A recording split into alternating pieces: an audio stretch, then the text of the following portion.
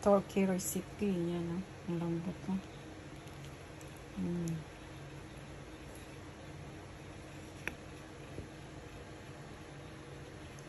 Ayan. Ang lambot na ng kanin. Ayan. Hiwalay na sa bones. Ayan. With, ano to? Red kidney beans. Ayan. Red beans. Ayan.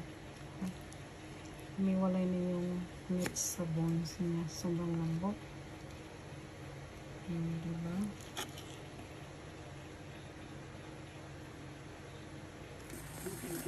Magluto ako ng turkey. I-grill ko muna siya. Then, hugasan, saka i-fried. Ayan. Pagkatapos yan, i-fried ko yan. Hugasan ko muna.